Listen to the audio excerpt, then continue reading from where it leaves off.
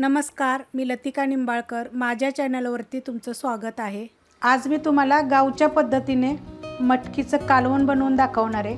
त्यासाठी बघा ही मटकी मी भिजत घातलेली आणि बघा घट्ट अशी बांधून ठेवायची मटकी. तुम्हाला दाखवते मटकीचे मोड कसे आलेले आहेत. हे बघा बाहेरून बघा कसे आलेले आहेत आणि टेरिकटचा कपडा आहे, कॉटनचा नाही आहे. तर मला एवढे कमेंट आलेले की टेरिकटच्या कपड्यामध्ये जर तुम्ही ठेवलं तर चिकट होते. तर बघा हे चिकट वगैरे काय होत नाही, एकदम सुट्टी अशी मोकळी मोकळी आणि किती मस्त झालेत बघा. मोड किती आलेत ते बघा पहिले.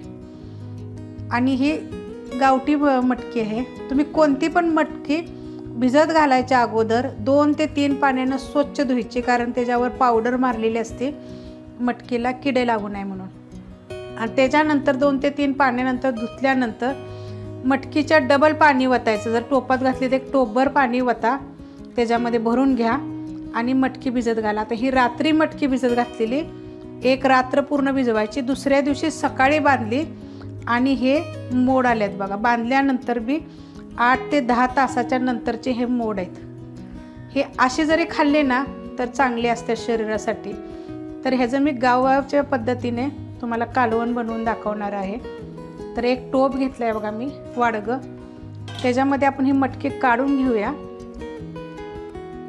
जर तुम्हाला ही रेसिपी जर आवडली तर लाईक करा आणि कमेंट करा बघा. आणि जी मटकी बघा त्या कपड्यामध्ये राहिलेली आहे ती बघा किती छान असे मोड आहेत, लांबडे एकदम मस्त एकदम. हे बघा मी काढून घेतलेले आहेत. तर बघा किती सुट्टे सुट्टे आहेत आणि चिकट बिलकुल नाही. आणि मेन म्हणजे वाससुद्धा येत नाही. कोण कोण म्हणतं आमच्या मटकीचे चिकट होते, वास येतो. तर असे अजिबात त्याचा वास येत नाही आणि चिकट बी नसतात. टोप गरम करत ठेवलेला आहे, त्याच्यामध्ये आपण तेल टाकून घेऊया. 2 चमचे तेल टाकलेलं आहे. तेल तुम्ही आवडीप्रमाणे टाका आणि चांगलं कडक गरम होऊन देऊया.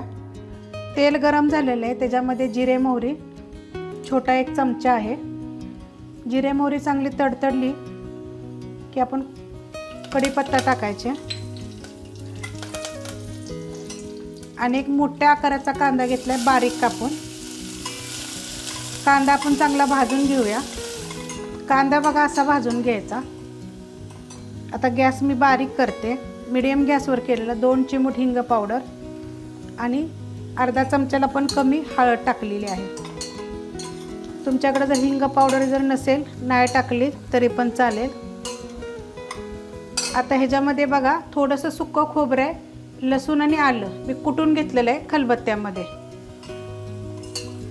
1 गड्डी लसूण आहे, अर्धा इंच आलं आहे आणि थोडंसं सुकं खोबरं आहे. आता हे चांगलं परतून घ्यायचं बघा. परतून घेतलं आहे बघा चांगलं. आता ह्याच्यामध्ये 1 बारीक आकाराचं तंबाट आहे, बारीक कापून घेतलेलं आहे, ते पण टाकून घेऊया. तंबाट जरी नसेल तरी नाही टाकलं तरी चालेल, काय फरक पडणार नाही आहे. आता ह्याच्यामध्ये थोडंसं मीठ टाकून घेऊया, म्हणजे आपलं हे तंबाटं चांगलं सॉफ्ट होईल. तंबाटं टाकल्यानंतर बघा मी असं चांगलं हलवून घेतलेलं आहे. तंबाटं आपलं सॉफ्ट झालेलं आहे. तर ह्याच्यामध्ये शेंगदाण्याचं आपल्याला कूट टाकायचे. तर हे मी 4 चमचे कूट टाकणार आहे. 4 ते 5 चमचे कूट टाकू. कुटामुळे काय होतं, भाजीला चव छान येते. जर मटकीचं कालवण जर असेल तर त्याच्यामध्ये चांगलं खरपूस शेंगदाणे भाजायचे आणि कुटून टाकायचे. शेंगदाण्याचं कूट टाकल्यावर बघा चांगलं हलवून घेतलेलं आहे. तर ह्याच्यामध्ये आपण मिरची पावडर टाकून घेऊया. तर 2 चमचे मिरची पावडर आहे. मिक्स करून घेऊया. जरा चांगलं परतून घ्यायचं याला. मिरची पावडर टाकल्यानंतर मी चांगलं परतून घेतलेलं आहे. ह्याच्यामध्ये गरम मसाला पावडर 1 चमचा. तुम्ही जर कोल्हापुरी तिखट किंवा माझा दुसरे मसाले बनवले असेल ना तर गरम मसाला पण टाकायची गरज नाही आहे. जसं काळा मसाला, कोल्हापुरी मसाला आणि कांदा लसूण मसाला दाखवला आहे. तर तुम्हाला गरम मसाला वापरायची गरज नाही भाज्यांना.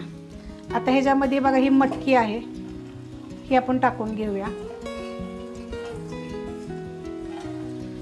आणि मिक्स करून घेऊया चांगले. मसाल्यामध्ये बघा मी जी मटकी टाकली होती ना ती चांगली परतून घेतली. मिनिटभर परतायची चांगली, कारण की जर मटकीचा कुणाकुणाला असा न खाताना वास पण येतो. जशा माझ्या पद्धतीने जर तुम्ही जर भिजत घातली तर कधीच वास येणार नाही आणि चिकट पण होणार नाही.